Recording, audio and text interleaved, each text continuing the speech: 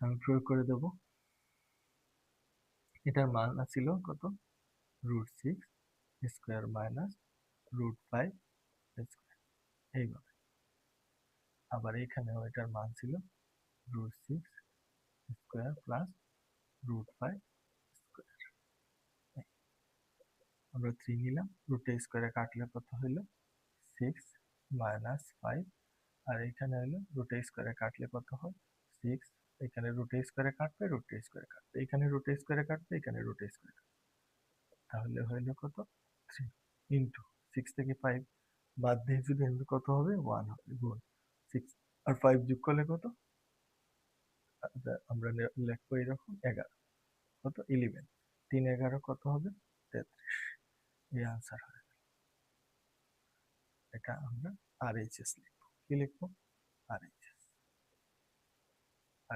আবার আমি এই অঙ্কটা বুঝাচ্ছি, এটা খুবই গুরুত্বপূর্ণ।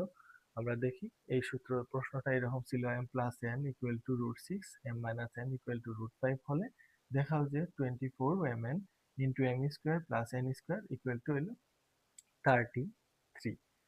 আমরা এটার জন্য যে দুইটা সূত্র প্রয়োগ করব, সূত্র দুইটা এরকম, 4ab equal to a plus b whole square minus a minus b whole square, এবং 2 into a square plus b square equal to a plus b whole square plus a minus b whole square.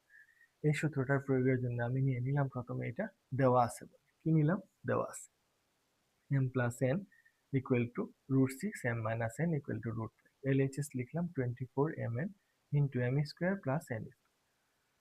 আমরা বলছি এটারে কোন সূত্র নিব? 4ab সূত্র আর 2 into a square plus b square. আমরা 4ab সূত্র বাংলাবো এরকম, a plus b whole square minus a minus b whole square. আমি এখানে এর জায়গাতে আছে m বসাইছি, b এর জায়গাতে আছে n বসাইছি। ঠিক একই রকম এখানে এর জায়গাতে m, b এর জায়গায় n বসাইছি, এখানে একই রকম। তা আমি লিখছি কি? a plus b whole square minus a minus b whole square, a plus b whole square plus a minus b whole square. এখানে রুটে স্কোয়ারে কাটলে কত হয়? m প্লাস n এর মান √6, m মাইনাস n এর মান √5। ঠিক একই রকম এখানেও মানগুলা বসাবো, যখন রুটে স্কোয়ার কাটলে 6 হয়, রুটে স্কোয়ার কাটলে 5 হয়, রুটে 6 হয়, রুটে স্কোয়ার কাটলে 5 হয়। আমি 6 থেকে 5 নিলে 1 হয়, আর 6 আর 5 এ যোগ করলে আমার 11 হয়। 3 11 33। আমাদের অঙ্কটা হয়ে গেল। আমরা LHS অর্থ হইল লেফট হ্যান্ড সাইড, আর RHS রাইট হ্যান্ড সাইড। তো আমরা আশা করি এই অঙ্কটা আবার বারবার করব, বারবার চেষ্টা করব। এটা খুবই গুরুত্বপূর্ণ, বারবার আসে এবং প্রতিটা স্কুলের প্রতিটা পরীক্ষায়, বোর্ডের পরীক্ষা পর্যন্ত আসে। এজন্য আমি আবারও বলতেছি, গণিত প্র্যাকটিসের ব্যাপার। যে যত প্র্যাকটিস করবে, যত যত বুঝবে, সেই গণিত পালা করবে। গণিত কারো বাপ দাদার সম্পদ নয়।